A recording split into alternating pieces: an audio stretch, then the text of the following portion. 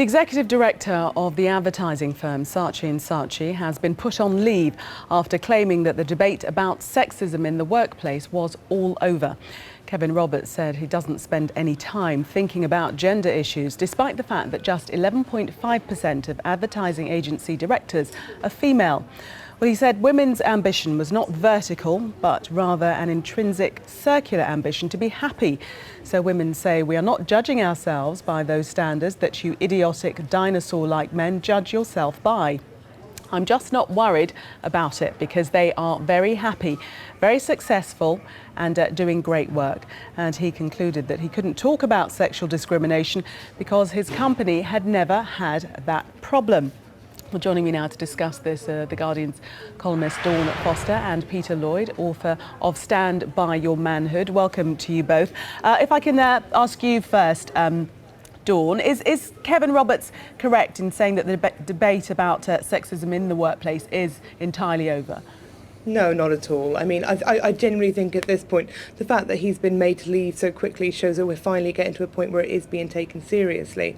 I think it just shows a complete lack of responsibility to say that the reason why there aren't that many women in top spots is because they don't want it enough. It's simply because of structural sexism that starts, in schools, carries on for universities, and we see it in all aspects of society. I mean, the fact that we have Theresa May as only the second female Prime Minister shows that we still have a problem. Whereas somebody like Kevin Roberts, for instance, would point at her and say, look, there's one woman at the top.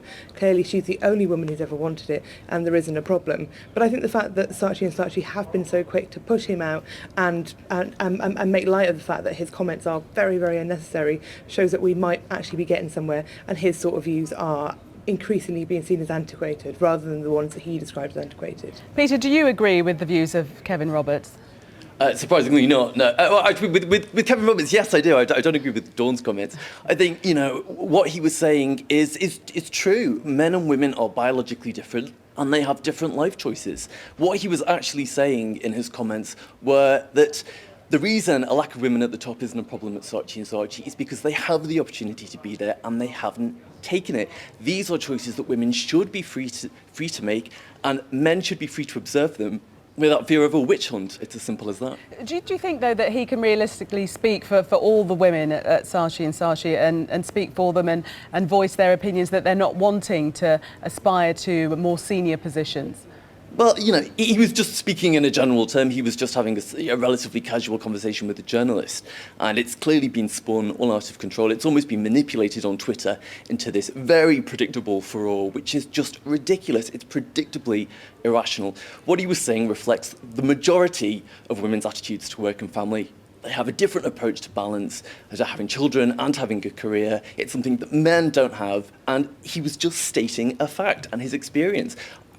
The fact that he has been suspended from his job is shameful. It's ridiculous. I suppose it's quite a simplistic argument, the one that he put forward. I mean, he doesn't account for the fact that women have to think about childcare, but perhaps that has a bearing on where they aspire to be in their careers. He didn't really come across or mention that, did he, Dawn? No, not remotely. And I think that, Kevin Roberts' argument and Peter's argument is very, very simplistic. I mean, a lot of women are extraordinarily bored of people like Kevin, people like Peter, telling us what we want constantly.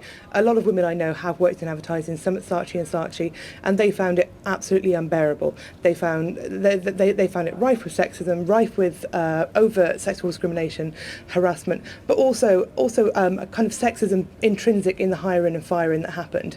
And also, the problem is at the moment in Britain, childcare is very expensive. Women biologically carry children, so often they find that it's almost impossible for them to go back to work afterwards. I've spoken to dozens of women who have had to take their employers to tribunal because they've been sacked while pregnant, etc. And these women want to go back to work. They want to be the breadwinner, and they want to work and provide for their children that way rather than be at home. Well, but actually, society isn't going to let them. They can do that if they want to. No, they can't, because they have been sacked from their jobs. Once you've been sacked from a job, you can't go back in. That's as simple as that. And statistics have borne this out. More women than ever have been let go because of pregnancy discrimination. Discrimination exists even if you don't want it to, Peter. Well, that is a slightly separate issue. What we're talking about is there a secret glass ceiling? Is there a secret plan to keep women down? No, I hate to break it to you. It's not all about you. It's not all about women. People just want to get on with their jobs and have successful careers. But Peter, how then do you account for the low numbers of women in these senior positions then? Well, for exactly what Mr. Roberts said, life choices. There are plenty of professions where women dominate. Look at medicine, look at veterinary science. If women want careers and if you look at veterinary science and medicine, they can. Actually, once they get to 40, women are forced out yet again. If you look at Jeremy Hunt's... Yes, if you look at Jeremy Hunt's, contract, one of the main reasons why people were angry with it was because it discriminated against women. Women are often forced out as soon as they have children because they can't afford childcare and because they're often sacked or dismissed. Peter, you're shaking your head, but there are examples of women who really testify to this story of not being able to return to work and being treated differently because they've decided to start a family. Even women that have attended job interviews and been asked illegally whether they wanted to start a family. Well, I think it's this kind of conversation is, and the rhetoric that we hear from feminists all the time, is so patronising to the plenty of women who have children and still have careers and go on to thrive. So to assume that all women are victims as soon as they have children is ridiculous. I mean, Dawn, I will say that Kevin Roberts did actually say that at Saatchi & Saatchi, 65%, I believe he was quoted as saying, of the staff were women. So perhaps when he says that there isn't a problem in his particular field, he is being truthful. If you actually look at Saatchi & Saatchi, this is very, very common across all fields, including journalism, where I work, etc., including medicine, etc. You basically have a kind of pyramid. So there are lots of women at the bottom, lots of women in junior roles. A lot of women I know, started out in advertising. They get to 30, 35, and they suddenly find themselves squeezed out. And this is true of most professions. It's true of journalism, etc. So, I mean, you have to look at the boardroom structure. You have to look at every single part.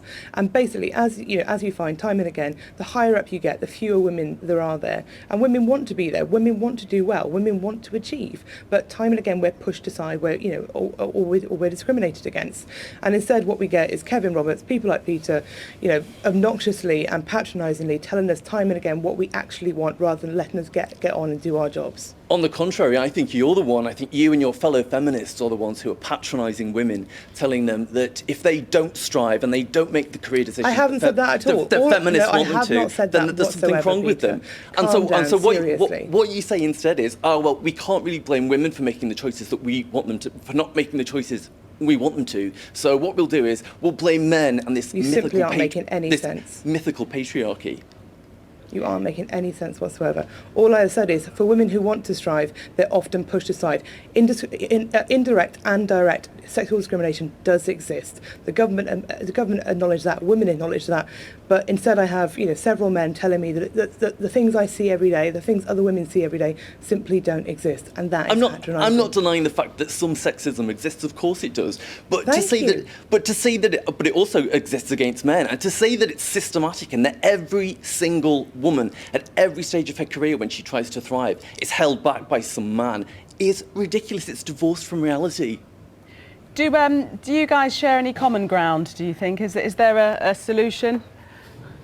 I think the government are doing some good work, but I think that actually one of the big problems is post-recession. Women have been hit very hard, especially women in like part-time jobs, etc., who are trying to balance work and family. And I think Jeremy Corbyn's idea about having like gender audits to look at who is paid what in companies is a very good way forward. But I also think bringing legal aid back, so women who are discriminated against can take their employers to court, would be a massive step forward. Gender audits a good idea, Peter, or not?